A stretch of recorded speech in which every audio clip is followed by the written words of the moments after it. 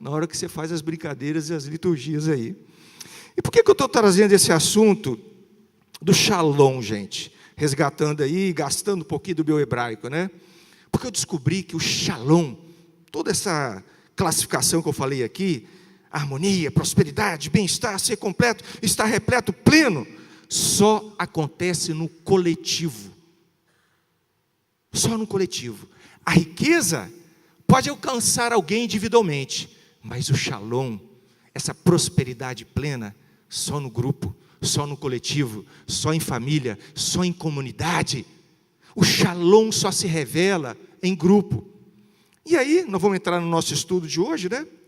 Porque quando eu comecei a estudar a lição dessa semana, que tem a ver com a oração, com o jejum de Neemias, eu percebi que tudo começou porque existia ali parte do grupo que estava experimentando o des-shalom, ou o anti-shalom, sei lá como é que é o termo mais fácil para falar o antônimo de shalom, o contrário de shalom. Tinha um grupo, ou parte do grupo ali da comunidade, que não estava em prosperidade, que não estava vivendo uma vida plena, em abundância, transbordando, uma vida digna, uma vida gostosa, uma vida impactante, influenciadora, não. Eles estavam vivendo o des-shalom. Então, algo precisava ser feito para restabelecer a ordem do shalom. É sobre isso que a gente vai estudar nessa manhã. Eu te convido a abrir a Bíblia em Neemias, que nós vamos estudar a oração de Neemias. Chega só um microfone do pastor Rogério aqui, que vai ser meu locutor, com essa voz poderosa dele. E nós vamos ler Neemias, capítulo 1, a partir do verso 1 até o 11. Tá bom? Então, Neemias, capítulo 1, verso 1 ao 11. Agora, enquanto o pastor Rogério estiver lendo, eu queria que você prestasse muita atenção.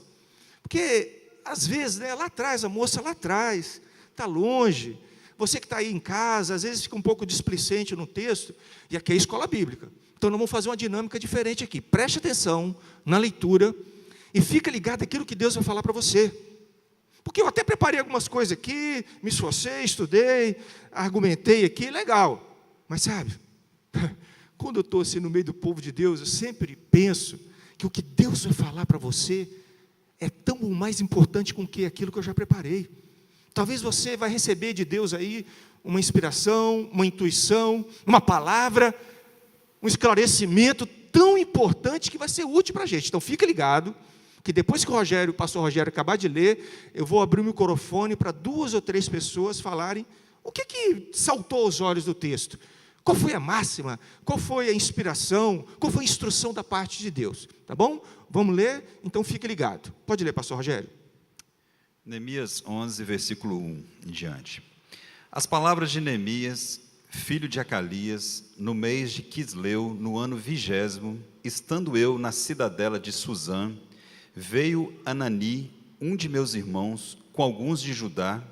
Então lhes perguntei pelos judeus que escaparam e que não foram levados para o exílio e acerca de Jerusalém. Disseram-me: os restantes que não foram levados para o exílio e se acham na província estão em grande miséria e desprezo. Os muros de Jerusalém estão derribados e as suas portas queimadas. Tendo eu ouvido essas palavras, assentei-me e chorei. E lamentei por dias, e estive jejuando e orando perante o Deus dos céus. E disse: ah, Senhor, Deus dos céus, Deus grande e temível, que guarda a aliança e a misericórdia para com aqueles que te amam e guardam os teus mandamentos. Estejam, pois, atentos os teus ouvidos e os teus olhos abertos, para acudires à oração do teu servo, que hoje faço a tua presença, dia e noite, pelos filhos de Israel, teus servos, e faço confissão pelos pecados dos filhos de Israel, os quais temos cometido contra ti, pois eu e a casa de meu pai temos pecado. Temos procedido de todo corruptamente contra ti. Não temos guardado os mandamentos, nem os estatutos, nem os juízos que ordenastes a Moisés, teu servo. Lembra-te da palavra que ordenaste a Moisés, teu servo, dizendo: se transgredirdes, eu vos espalharei por entre os povos. Mas se vos converterdes a mim e guardardes os meus mandamentos e os cumprirdes, então, ainda que os vossos rejeitados estejam pelas extremidades do céu, de lá os ajuntarei e os trarei para o lugar que tenho escolhido para ali fazer habitar o meu nome. Estes ainda são teus servos e o teu povo que resgataste com teu grande poder e com tua mão poderosa. Ah, Senhor, estejam, pois, atentos teus ouvidos à oração do teu servo e à dos teus servos que se agradam de temer o teu nome. Concede que seja bem-sucedido hoje o teu servo e dá-me mercê, e dá-lhe mercê perante este homem. Neste tempo eu era copeiro do rei. Muito bem. Quem quer fazer algum comentário a partir dessa leitura que foi feita, olhando para o texto, saltou os seus olhos, aqueceu o seu coração e você quer compartilhar agora com a gente aí? Tem microfones espalhados, eu só peço que você fale no microfone para todo mundo poder ouvir, tá bom? E a dinâmica é assim: seja breve, use esse versículo, ó, seja breve e agradarás, beleza? Não é para dar a matéria toda não, só a manchete. O que saltou os seus olhos? Fala para mim. Eu preciso de você, você precisa de mim. Um de cada vez? A irmã aqui pode levar ele para ela. O que saltou os seus olhos, irmã? Que ele estava antenado na palavra de Deus. Ele estava antenado nos mandamentos de Deus. Apesar de estar no exílio, estar numa posição privilegiada como copeiro do rei, ele estava de boa, né? Mas ele estava sabendo o que era certo, ele estava antenado na palavra de Deus e sabia que o povo estava fora disso, que precisava retornar. É muito contemporâneo esse texto, muito rico, mas hoje o que mais me chamou a atenção foi isso. Ele estava, assim, estudioso dos mandamentos, da palavra de Deus. Muito bom. Ali atrás, pode falar, irmã. Shalom a todos. Shalom. Vamos gastar, então, gente. irmãos, o que me saltou aos olhos foi... Neemias era um cara que tinha contato com Deus, ele estava diante do Senhor, ele fazia a vontade de Deus. E mesmo assim, ele pediu perdão, falando que eles pecou. Isso aí, para mim, foi demais. Que eles pecaram, né? Ele se colocou junto com todo o pessoal. Então, isso aí, para mim, foi o que... Fez o papel do sacerdote, né, irmão? De se colocar, de assumir o pecado. É excelente. Quem mais? Mais alguém? Aqui.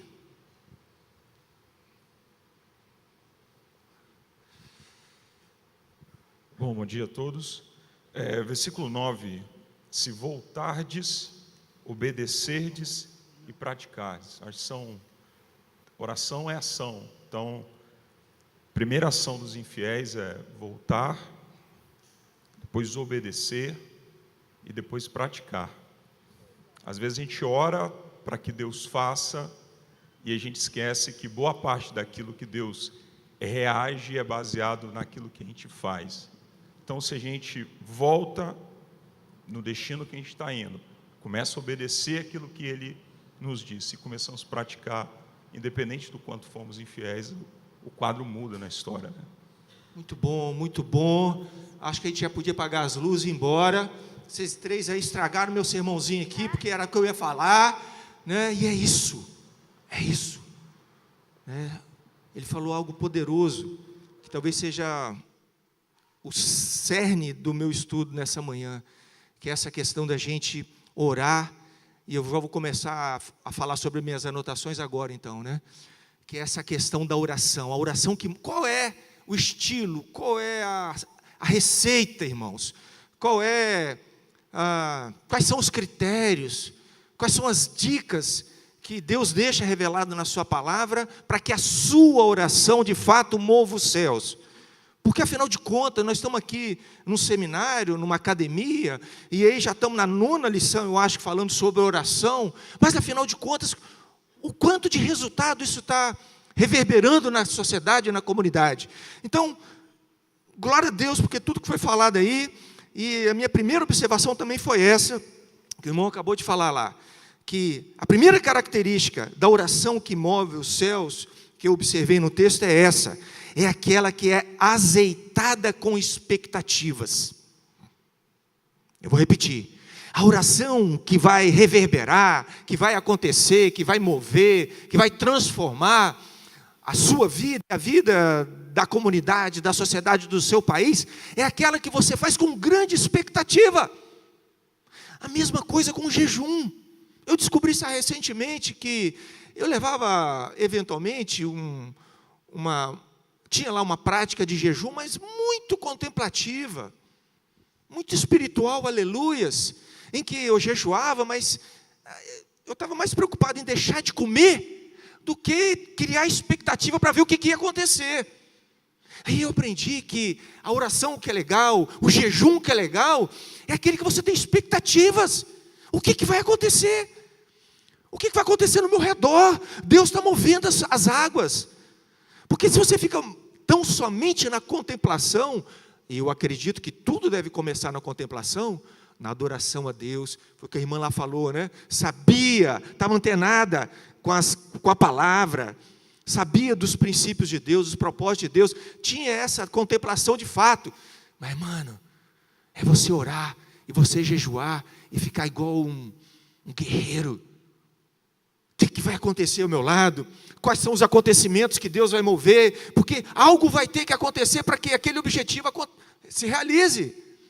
Então, se você quer ver as suas orações, se você quer avançar na prática do jejum, para que isso tudo tenha reverberação na sua vida e na comunidade, crie muita expectativa. Algo poderoso vai acontecer. Porque senão você fica muito zen, muito orando, muito jejuando, muito recluso, mas você não tem ainda assim é uma oração quase que para cumprir tabela, muito litúrgica ainda. Nós estamos participando de um grupo de homens, e se você é homem, eu te convido a participar toda quinta-feira, está sendo incrível. Toda quinta-feira, às 7 horas da manhã, é só de 7 às 8. Eu sei que tem gente que não pode, que trabalha, mas se você puder, participe com a gente. Assim, eu como Julinho, tenho 23 anos de missão. E os outros 3, completar os 26, eu era aluno. Né? A missão começou, tinha um seminário. Eu não lembro se eu fui a primeira ou segunda turma, com a irmã Ilka era minha colega, tem que até perguntar para ela se ela foi uma primeira ou segunda turma. Então, eu estou desde o início no projeto.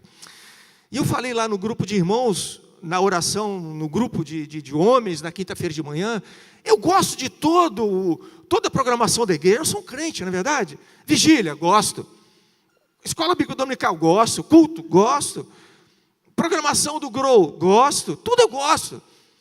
Mas esse encontro dos homens, para mim, é o que mais se parece com uma reunião dos irmãos mais originais, mais da igreja primitiva. Porque um traz uma devocional, é uma devocional comentada. O cara vai lendo a Bíblia, faz uma reflexão, e o outro fala, não, mas foi isso que Deus falou comigo, assim, igual nós fizemos aqui, esse texto me falou isso, e outro fala outra coisa, outro canta, e aí vira um negócio mais comunitário. Porque esse tal de palco e palanque, às vezes atrapalha a gente. Eu, desde pequenininho da vida cristã, tenho essa percepção. Até o formato, já falei isso aqui, até o formato auditório atrapalha um pouco a gente, irmã Ilka. Irmã Ilka aqui. Irmã Ilka, nós somos primeira ou segunda turma? Primeira turma do seminário da missão. E eu só ficava rindo da galera, é verdade. Né?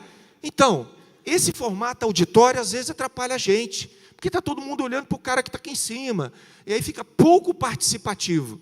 Mas lá no encontro de homens, todo mundo participa. E é muito legal, muito edificante. E nós estamos lá no grupo de homens, por que eu lembrei disso? Falando em jejum, né? Um irmão piedoso lá lançou o desafio. Irmãos, espera aí. Nós temos conferência de casais, e nós somos os homens aqui que estão representando a comunidade, e ai daquele que está na reunião de homem que não participar, porque nós temos que ser os primeiros a fazer inscrição, e é o seguinte, nós vamos fazer um jejum, para que Deus mova as águas no congresso de casais. Eu falei, caraca, eu estou no lugar certo, pensa no povo piedoso, e eu pouco crente, o desafio era fazer jejum de 24 horas, irmão. Eu confesso a vocês, eu nunca fiz jejum de 24 horas. Eu mal faço jejum de 12 horas. E eu com pouca fé, falei com o pessoal lá que estava na liderança, irmãos, jejum de 24 horas vai dar ruim, ninguém vai querer, porque vamos oferecer pelo menos um jejum de 12 horas, que é o mais usual. Eles, não, vamos ver, irmão, vamos testar, vamos ver. Choveu o homem fazendo jejum de 24 horas por conta do congresso de casais. Tem homens fazendo jejum até dia 15, é 16 o congresso? Até dia 15, eu vi lá ontem, 30 na lista, se inscreveram, pá, hoje, amanhã, depois, até dia 15, homens piedosos, com expectativa de que Deus vai atropelar esse monte de casal que vai estar aqui no congresso de casais. Então, crie expectativas, quando você estiver orando e jejuando. Pode falar, pastor Rogério, fala no microfone aí, para o pessoal lá de casa ouvir. Não, é que talvez seja correto até a gente, eu estou pensando aqui na questão da expectativa, e me ocorreu aqui, talvez é correto a gente até afirmar que o tamanho da sua expectativa é proporcional ao tamanho da sua fé. É verdade, olha aí que poderoso. Quanto maior a expectativa, maior a fé. Não é verdade? Grande expectativa, fé, para que Deus vai restaurar, curar, salvar, mover as águas. Segunda característica, já foi falada aqui, vocês estragaram o meu sermão. Segunda característica de oração que move os céus, é justamente essa que está fundamentada no poder de Deus e em suas promessas. O homem sabia quem ele estava pedindo. Olha no verso 5 do primeiro capítulo. E disse, Senhor dos céus, Deus grande e temível, que guardaste a aliança e a misericórdia para com aqueles que te amam e guardam os seus mandamentos.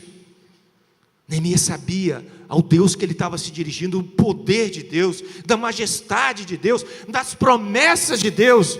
E aí, irmãos, hashtag Bíblia, porque se você não lê a Bíblia, você não vai conhecer o poderoso Deus. Você vai ver o Deus histórico, o Deus do irmão, da irmã, que ouviu falar das histórias, mas o que Deus é para você? Quando você tem contato com a palavra, aí Deus se revela o seu poder, revela as promessas dele. Então você vai se alinhar com as promessas de Deus. Neemias não pediu nada mais do que Deus já tinha prometido. O Senhor prometeu, então vamos lá. Deus, como se estivesse cobrando Deus, é a promessa do Senhor. A minha oração está alinhada com a promessa do Senhor. E aí vai dar certo. Terceira característica que eu vejo aqui, nessa oração que move os céus, é aquela que o intercessor está ligado com as carências do seu tempo. O intercessor, aquele que vai orar, está ligado com o que está acontecendo ao redor. Não está pedindo para Deus, para acabar com a... É o sinal para parar, não, né?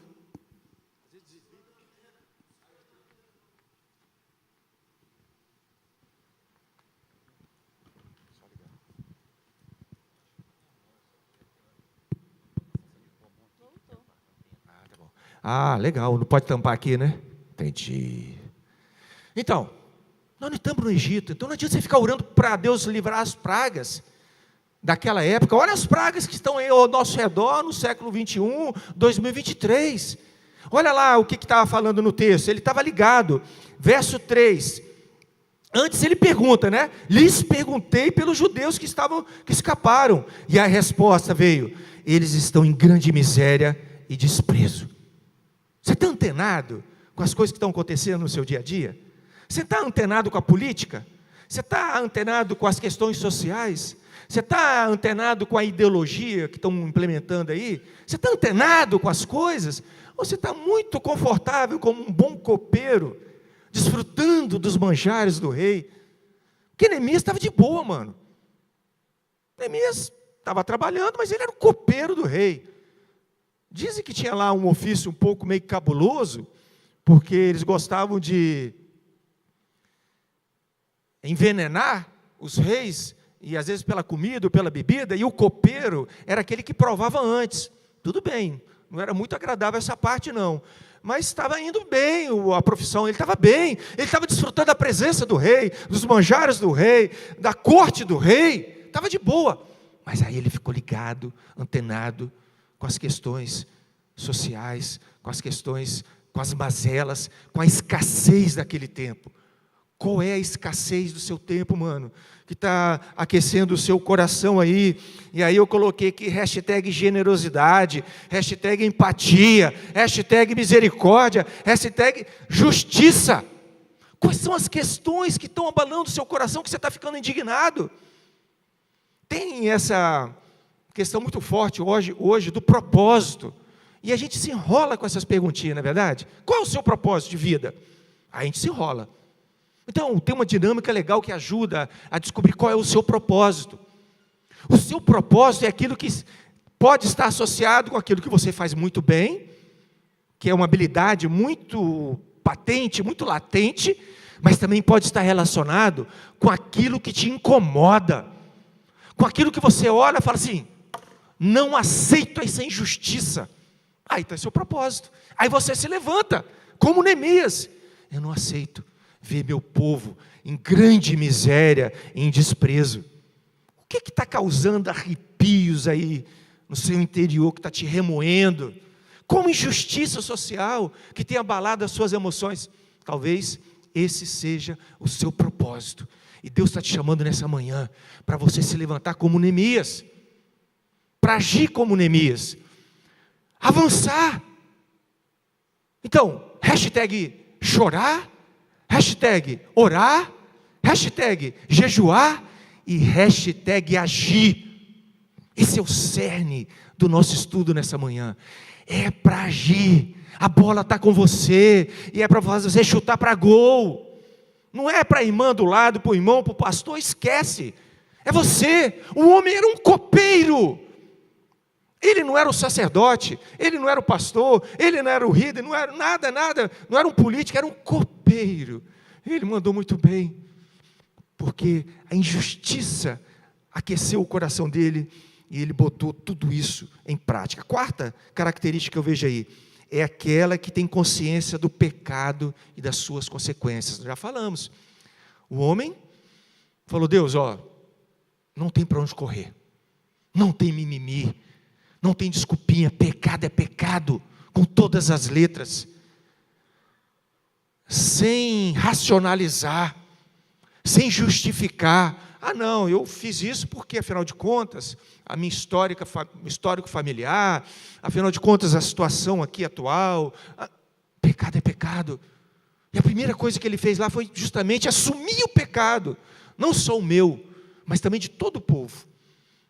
E todos nós a turma pequena já desceu, todos nós nessa cidade aqui, talvez os mais novos ali, já sabem das consequências do pecado, que é terrível, que nos destrói, que nos abate, que não nos deixa cumprir os nossos propósitos. Então, essa característica quarta dela é a oração que tem consciência do pecado, e aí a minha hashtag aqui é confissão.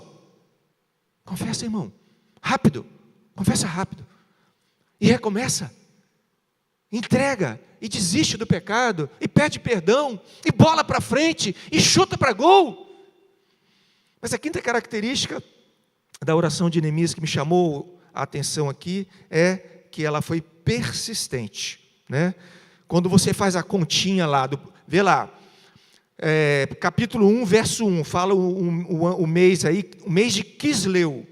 E no capítulo 2, também no verso 1, fala no mês de Nisan. Então, de Quisleu a Nisan, dá 4 meses. 4 meses, orando e jejuando. E aquele povo orava, gente. Não era escolinha igual a gente assim, não. Não, é de manhã, de tarde, de noite, 3 vezes, 4 vezes por dia. O povo levava a sério, jejuando por um tema. 1/3 do ano orando por um tema. Olha só a profundidade do negócio, gente. Eu me envergonho quando eu olho a história de Neemias. Depois a gente fica reclamando que a gente não tem experiência, que Deus não está falando, que Deus não está agindo. Mas o cara estava orando 4 meses, de manhã, de tarde, de noite, e jejuando por um alvo. Eu não aceito que meu povo esteja nesse opróbrio, em grande miséria e desprezo. 4 meses, 120 dias, orando e jejuando, orando e jejuando. Qual é a causa que está te arrastando? para você orar, jejuar persistentemente. Aí eu coloquei uma frasezinha de efeito aqui, que diz assim: não ore para Deus te responder, ore até Deus te responder. Hashtag persista na oração. Já está alinhado com as coisas de Deus? Porque às vezes você está persistindo com coisas que não deve. Você está pedindo coisas lá que não estão alinhadas com a palavra, nem com o poder de Deus, nem com as promessas de Deus. Aí você vai persistir, vai ficar cansado, porque não vai dar certo. Mas se você está alinhado com os propósitos de Deus, se você está comendo a palavra, conhecendo o poder de Deus, esse Deus que tem todos os recursos para poder nos abençoar, alinhado com as promessas dele, vai dar certo. Vai dar certo. E aí, a última característica aqui que eu, estudando, percebi, e talvez essa para mim foi a mais impactante. Qual é a característica da oração que move os céus? É aquela que também move a terra. É com você. Estou falando com você. Você está orando, então é com você. E olha só, a oração feita em concordância, ela cria um movimento. Observe que Neemias começou sozinho, mas só iniciou o movimento. Logo de cara já tinha um monte de gente orando com ele. Olha aí no capítulo 1, verso 11, diz assim: Senhor, estejam atentos os teus ouvidos à oração do teu servo. Então você começa a orar, e você compartilha, e você impacta as pessoas. Daqui a pouco está como no grupo de homens, um grupo de homens orando, e o negócio começa a engrossar, e começa a chegar gente. Fala: que isso? Que movimento é esse? Que mover é esse? Que causa é essa? A sua oração vai dar certo quando ela tem essa perspectiva. Pode começar simples, pode começar na sua casa, pode começar no seu quarto de oração, mas transmita isso, encante as pessoas com os sonhos que Deus está colocando no seu coração, e de repente, dezenas, centenas e milhares de pessoas estarão envolvidas no mover de Deus. Olha aí, irmãos, olha aí a lista dos que edificaram os muros. Tudo começou com um homem que estava orando, um homem sozinho, jejuando. Olha a revolução que ele causou. Olha o capítulo 3, eu amo o capítulo 3 de Neemias. Ele tem a lista daqueles que edificaram, centenas de milhares de pessoas, certamente envolvidas no projeto, porque um homem decidiu orar, jejuar por uma causa. Olha o capítulo 3, dá uma olhada aí, começa assim. E aí, verso 1, diz que o sumo sacerdote e os sacerdotes, a liderança, começou a pegar na massa. Não é só a galera lá da ralé, não, dos plebeus, não. A elite estava comprometida também, e vem falando o nome, e fulano, e edificaram, e os irmãos, e Zacu, e Inri, e vem falando, e aí, várias pessoas, os homens de Jericó, no verso 2, mas aí no verso 5 fala assim, está acompanhando comigo, Neemias capítulo 3, fala assim: ao lado desses repararam os tecoitas, mas os seus nobres, porém, não se sujeitaram ao serviço do Senhor. Vai ter gente que não vai topar, não. Não seja inocente nessa causa. Você vai começar um projeto legal, você vai começar um movimento legal, você vai fazer um projeto de arrecadação de fundos para ajudar aquela família, e vai ter gente que vai ajudar, e vai ter gente que não vai ajudar. Seja bem-vindo. Servir dá trabalho, irmãos. Quando eu estava olhando para esse texto, eu falei: meu Deus, tem hora que eu me meto em cada enrascada. Às vezes eu acho que é só ajudar, só abençoar, só ofertar, só fazer um transporte, mas quando você entra no negócio, dá trabalho. E aí eu falo: pelo amor de Deus, por que você se envolveu nesse trem de novo? Mas é isso, servir dá trabalho, e às vezes tem uns caras contra ainda. Então seja bem-vindo, não entre inocente no projeto. Vai ter gente que vai ajudar, vai ter gente que vai incentivar, que vai ofertar, que vai juntar com você, e vai ter uns que vão até criticar. Fala: esse projeto aí está doido, o cara está, né? E aí vai falando, irmãos, capítulo 3 é maravilhoso, verso 8, os ourives, os perfumistas, o verso 9, um maioral lá, o cara era malado também, verso 11 eu adorei, verso 11, capítulo 3, o cara ajudou ele e as suas filhas. É comigo, ele com a Isabela, com a Monique, com a Ana, com a Alícia e agora com a Maria Clara. A mulherada toda, cola em mim, cola no papai.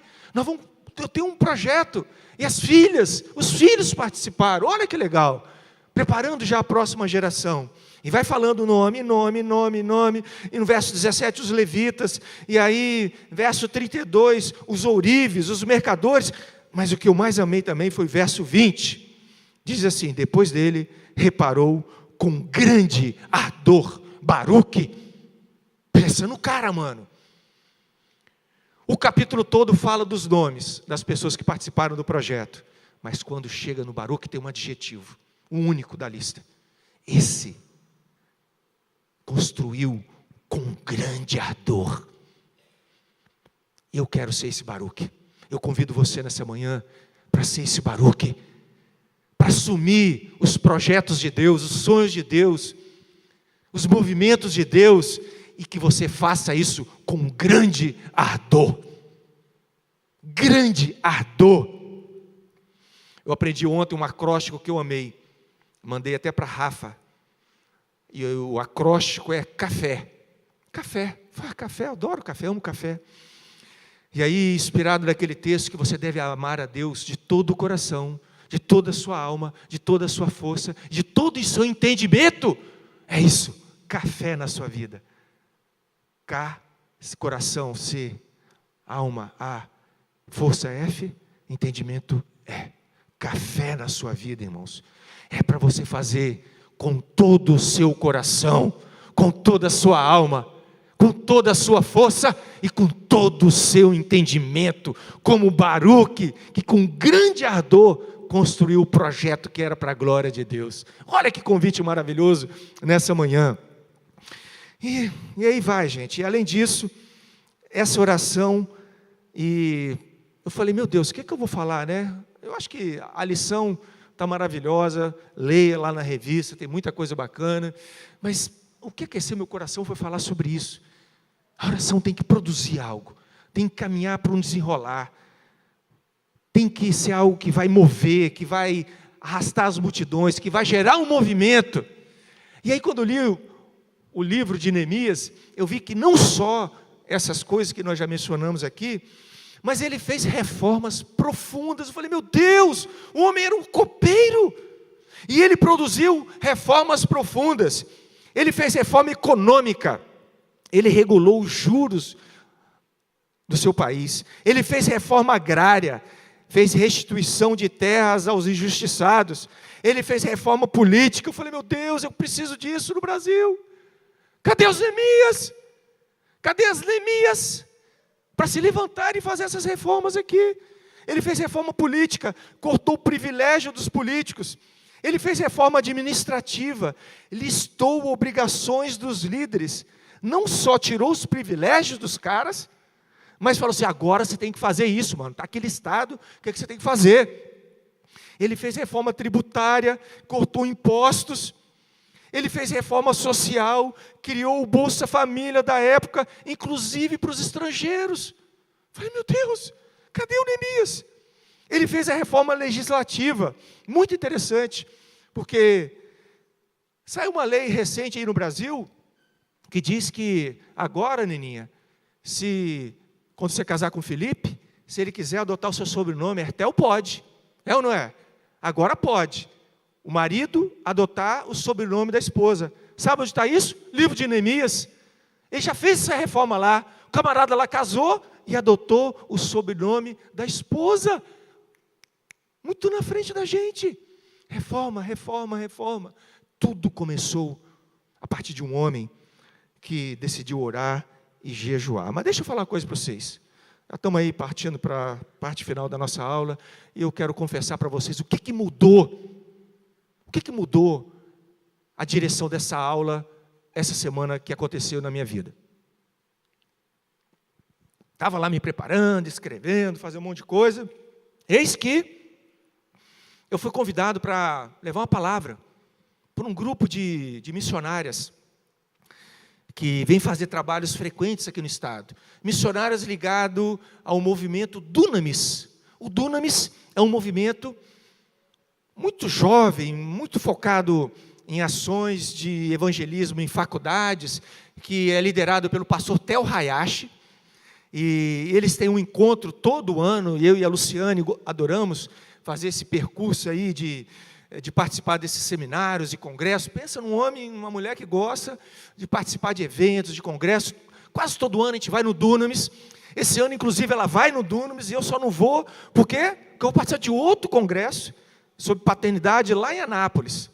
Um que eu, o Mário e a pastora e a Flávia Vaz participamos. E esse ano eu vou lá de novo.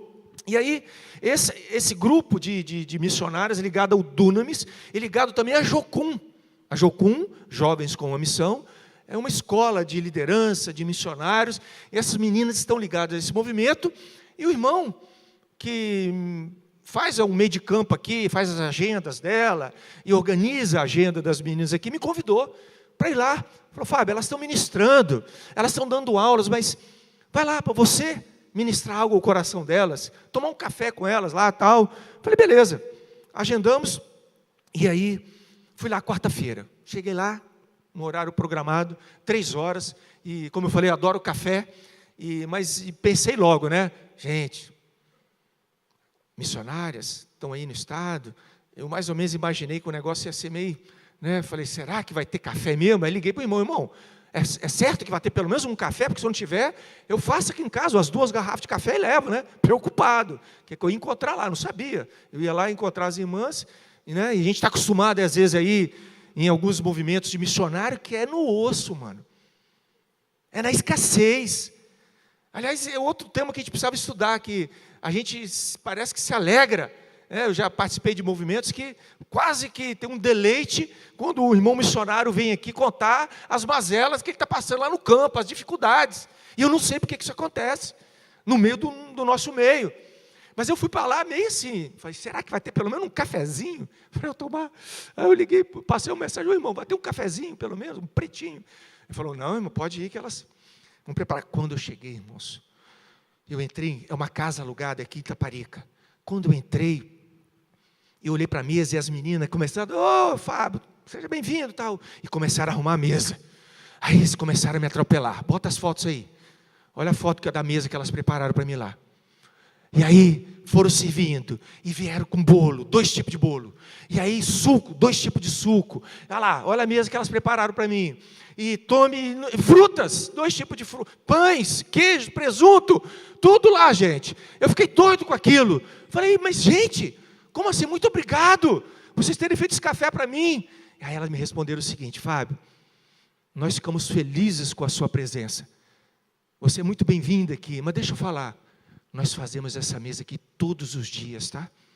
E em todas as refeições. Aí elas começaram a me atropelar, mano. Como assim? Todo dia vocês preparam essa mesa? Com os talheres, com os paninhos, com essa fartura, com esse monte de suco? E daqui a pouco chega um pãozinho de queijo. Mesa posta, mesa alegre, mesa divertida, mesa compartilhada, e as meninas numa alegria, e meninas novas de 18 a 26 anos, meninas solteiras, e aí preparando tal. Fábio, sabe por quê? Nós adotamos um princípio de Deus, e é o princípio da excelência. Nós fazemos o melhor dentro das condições que nós temos. Falei, meu Deus do céu, eu vim aqui para ministrar, essas meninas estão ensinando para mim um padrão de Deus, da excelência. É para fazer e fazer bem feito. Foi o que o Julinho falou aqui no início. Às vezes a gente espiritualiza demais, desculpe, na minha opinião, falando que nós estamos fazendo para Deus. Pode até ser, mas, cara, eu estou fazendo isso aqui para mim. Eu vim aqui para desfrutar esse tempo com os irmãos, e para minhas filhas desfrutarem, e para minhas netas desfrutarem. Eu não sei se eu faço isso para Deus não, mas eu faço por causa de um princípio de Deus, que é a excelência. Vai ser o melhor piso, a melhor cadeira, a melhor fachada, a melhor câmera, a melhor equipamento, o melhor arco, tudo, porque um padrão de Deus é o padrão da excelência. Faça as coisas com excelência na sua vida, na sua casa, nada quebrado, nada faltando e nada fora do lugar. Ontem eu estava aqui no Grow, foi ótimo, né? O Grow é maravilhoso, né?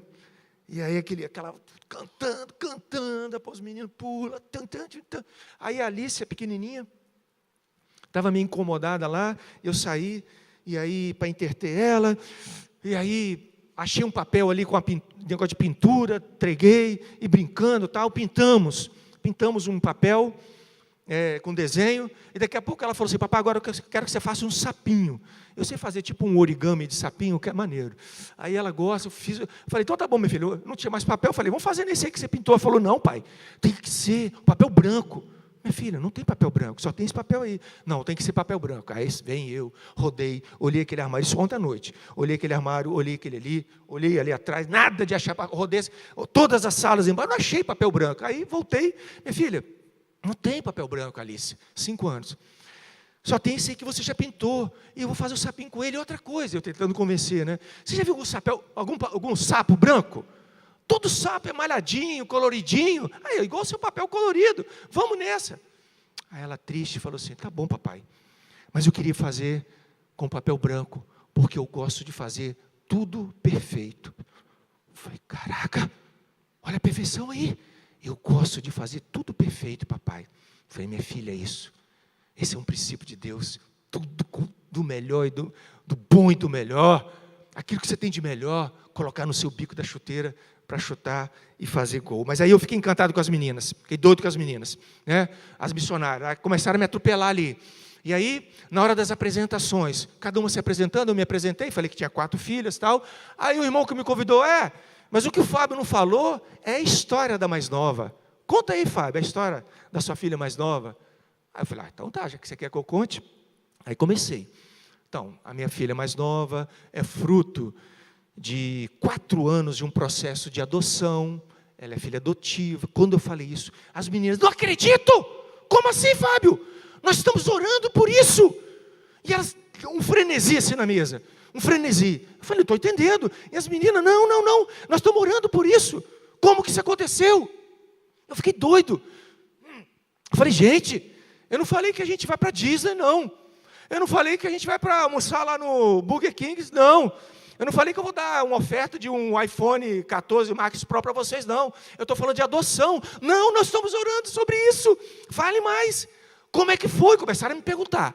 Irmãos, eu fui mais ou menos preparado para falar alguma coisa, né? E eu só tenho um sermão, então fica fácil, é aquilo mesmo que eu sei falar. Eu não tenho mais que um sermão, se me chamar 2 vezes eu me enrolo. Então eu ia falar alguma coisa lá que eu tinha mais ou menos preparado, mas elas começaram a me atropelar e me perguntar sobre adoção. Por que vocês adotaram? Como é que foi o processo? E as irmãs? O que sentiram? E tome que pergunta, fiquei quase 2 horas falando de adoção para meninas solteiras, tem nem namorada ainda, são missionárias, mas elas já estão. E aí eu falando, o que aconteceu? Elas começaram a chorar. Eu comecei a ficar emocionado também. Falei, como assim, irmãos? As meninas dessa, novinha dessa, já pensando em adoção, elas falaram, não, nós estamos orando por isso, Fábio. Como assim orando por isso? Vocês não são nem casados, tem nem namorado? Não, nós estamos pedindo a Deus. Aí uma no meio falou assim, não, aí depois que eu falei um monte de conto, contei a história toda da Alicia, e uma falou assim, não, eu queria adotar uma criança, mas agora eu já quero adotar 10. Isso virou um negócio, gente. Até uma me perguntou, como é que fica? Porque você adotou uma criança, mas e os antepassados, os pais dela? Eu falei, nossa, eu estou no sal com essa pergunta agora, né? Maldição hereditária. Eu queria dar uma resposta inteligente. Pensei e falei, é bem controverso esse assunto, né? Eu penso que tem uns que exageram e vê demônio em tudo, e maldição em tudo, e tem uns que não estão nem ligados para isso. Mas a Bíblia fala, né? Tem lá o negócio, é verdade. Mas eu adotei a filosofia da claquete. Qual filosofia da claquete? Eu comprei uma claquete para o Renan. O Renan é meu parceiro aí, que me cedeu generosamente o estúdio dele, produz um podcast. Aliás, por favor, me siga lá na rede social, Fábio Hertel Oficial, e siga lá o podcast Fala Pai, que eu só falo sobre paternidade, sobre bênção. Aí o Renan cedeu tudo isso, só que, sei lá, no 3º episódio, ele não tinha claquete. A claquete é aquele, né, que bate assim, que é muito útil na hora da gravação para sincronizar. E aí eu dei um presente para ele, comprei uma claquete para ele, dei de presente, e comprei uma para mim também. E aí eu coloquei essa claquete assim, bem na minha frente, atrás do meu computador. Eu não tenho aquele painel dos sonhos, não, mas eu tenho uma claquete. E para que serve a claquete? Para ela dar um corte, clac.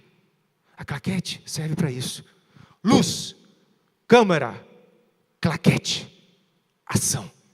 A claquete vem antes da ação, porque ela dá um corte. Aquele barulho, ela dá um corte entre o antes e o depois. É um barulho público, todos os 7 ficam sabendo.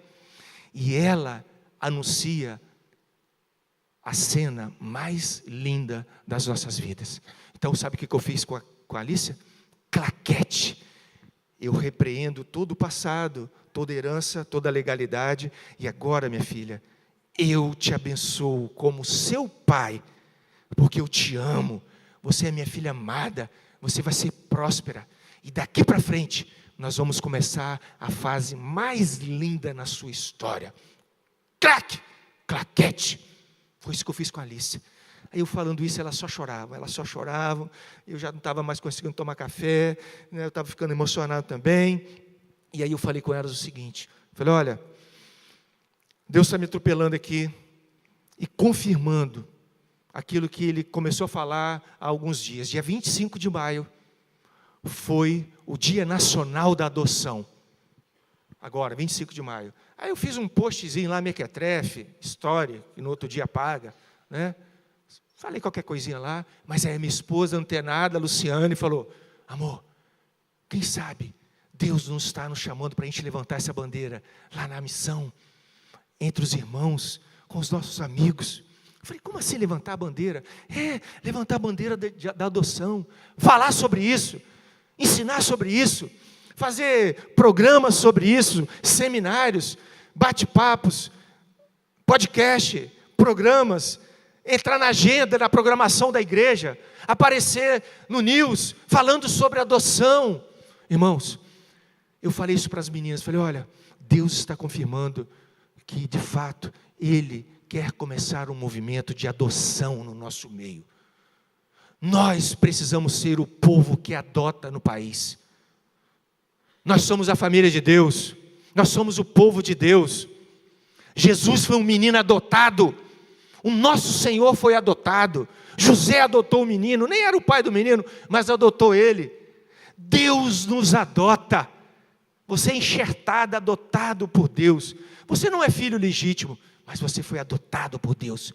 Nós somos o povo que devemos adotar, e adotar com fartura, e nós seremos a igreja que mais vai adotar na nossa cidade, e nós iniciaremos um movimento como Neemias, um homem só. Isso começou nas meninas que estavam orando e chorando por adoção, e já me impactaram, e eu confessei para elas, eu falei, olha, você sabe por que eu estava resistindo a começar esse movimento? Porque eu estava preocupado com o que as outras pessoas poderiam falar. Eu estava pensando assim, ele está falando desse negócio de adoção só para se promover, porque ele tem uma filha adotiva. Mas eu pensei e falei, tá bom, mas eu já tenho 4 anos de fase probatória. Já tem 4 anos que eu troco fraldas da Alice, na época da pandemia, né, no auge do lockdown lá, todo mundo dentro de casa. Imagina ter uma criança de 2 anos dentro de casa. Eu lembro que eu trocava tanta fralda da Alice que eu não tinha mais nada o que fazer, preso dentro de casa. Eu comecei a cronometrar o tempo que eu demorava para trocar a fralda. Eu botava o cronômetro e já, igual o pit stop, para poder ali ter alguma coisa que fazer no lockdown, não é verdade? E tem 4 anos que eu passo o fio dental na Alice todos os dias. Eu escovo os dentes dela, eu cuido dela, né? Então eu acho que agora eu já passei aquela fase de querer me aparecer. Mas agora eu quero que os princípios de Deus possam fluir no nosso meio. Então nessa manhã eu te convido para que de alguma forma, se Deus falou no seu coração a respeito desse tema. Eu falei quinta-feira na reunião dos homens. Foi um negócio, irmãos, quinta-feira aqui. Os homens. É isso, Fábio. Esse é o verdadeiro evangelho, alguém me lembrou, um irmão me lembrou. É cuidar dos órfãos e das viúvas. Aí o outro irmão falou assim, olha, eu não sei não, mas tem algo acontecendo aqui no meu coração, algo aqueceu aqui, olha, eu não sei se eu vou adotar não, mas uma sementinha foi plantada aqui. Eu falei, é isso, sementinha aqui, outra sementinha ali. Pode falar, irmã. Dá o microfone para ela ali, o pastor Rogério, que ela quer comentar.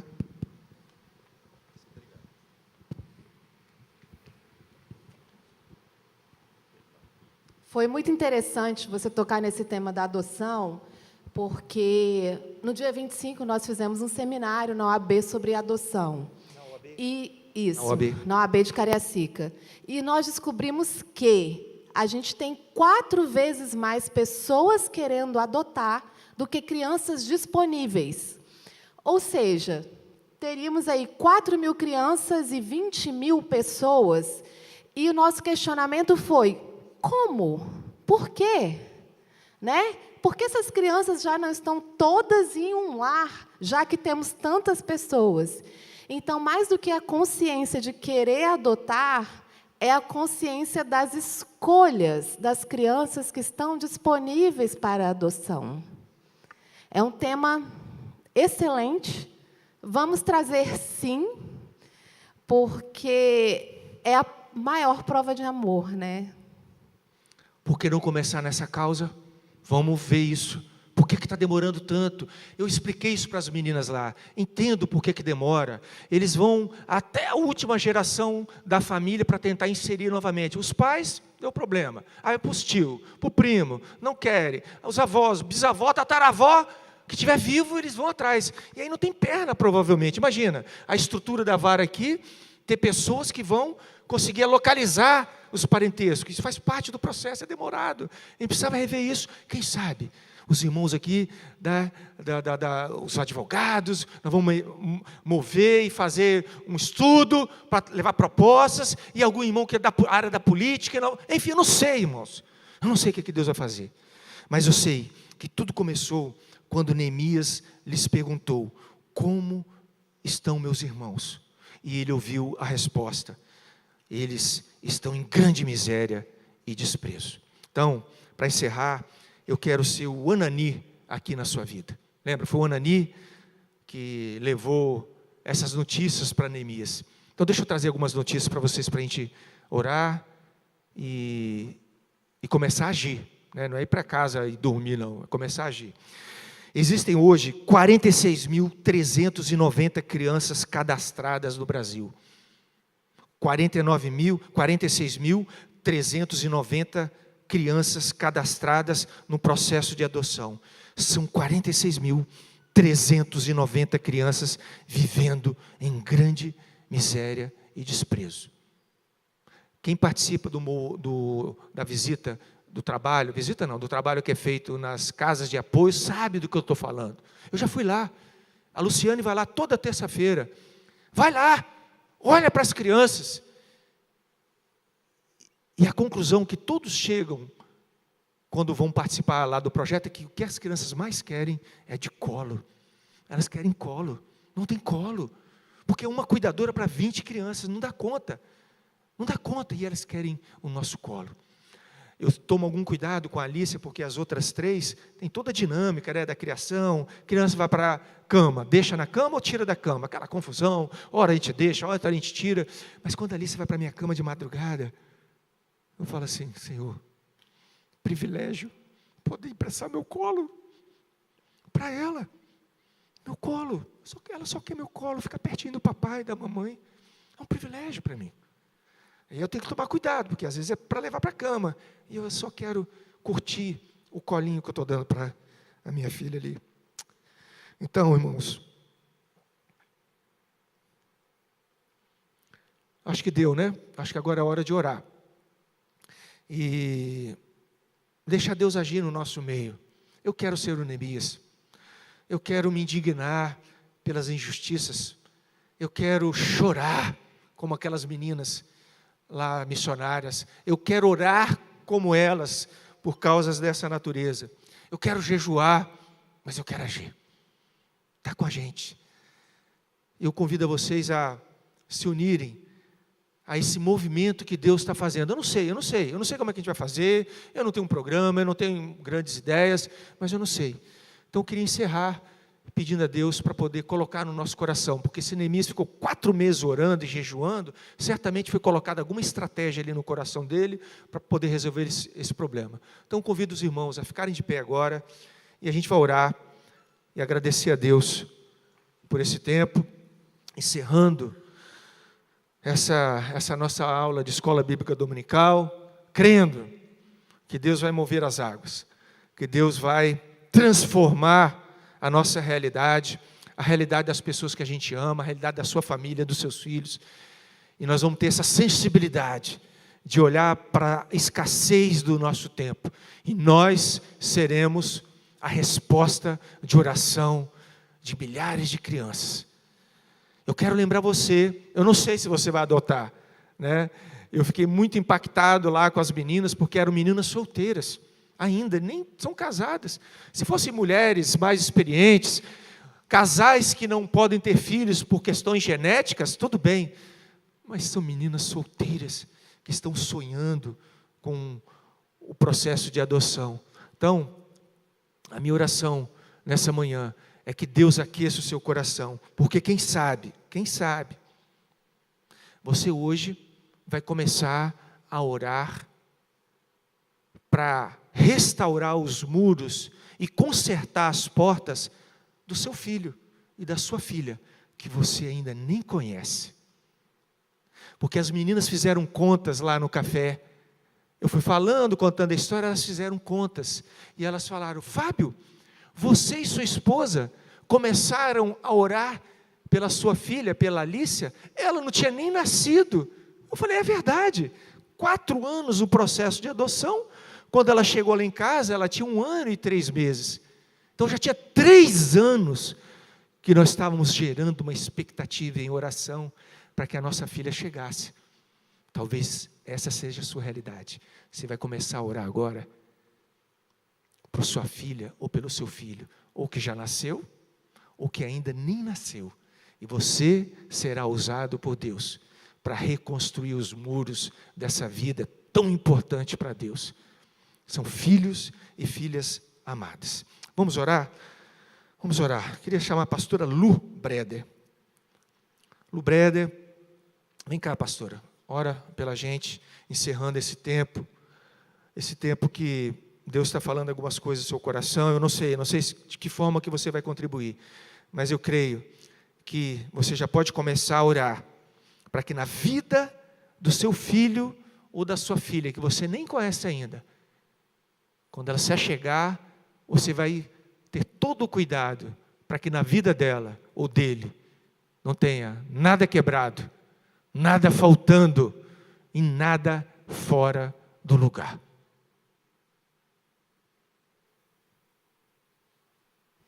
Pai, em nome de Jesus, Deus, nós nos colocamos aqui diante do Teu altar, ó Pai.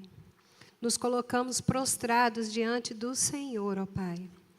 Deus, nos traga visão, nos traga discernimento, nos dê sabedoria, Pai, em tudo quanto nós fizermos na nossa vida, na nossa casa, na nossa família, no nosso chamado. Deus, que nós possamos nos colocar no lugar daquelas pessoas, ó Pai, na dor daquelas pessoas, na dor daquelas crianças, no lugar, Senhor, da dor da nossa família, Deus. Ó Pai, nos usa nessa grande reconstrução, Pai. Oh Deus, o Senhor sabe o quanto esse texto fala ao meu coração. O Senhor sabe, Deus, o quanto nós já estamos atrasados nessa reconstrução, Pai. É verdade. A reconstrução dos muros que protegem a vida das nossas crianças, que protegem a vida da nossa família, Pai. Nos levanta hoje, Deus, como guerreiros fortes, como Neemias nessa reconstrução, Pai. Nos ensina, Deus, a orar como Neemias orou, com rendição, com adoração, abrindo mão, Deus, daquilo que era propósito na vida dele naquele momento e vivendo um propósito novo diante do Teu altar, ó Pai. Que nós possamos sair daqui com esse chamado, com esse legado de reconstrutores, Pai. Que nós possamos sair daqui com uma nova visão e um novo propósito diante de Ti. Em nome de Jesus, nos colocamos mais uma vez diante do Teu altar. Para que se cumpra, Deus, todos os dias, os propósitos do Senhor na nossa vida e através das nossas vidas. Em nome de Jesus. Amém. Amém. Deixa eu só falar uma última coisa para você. Talvez você esteja pensando assim: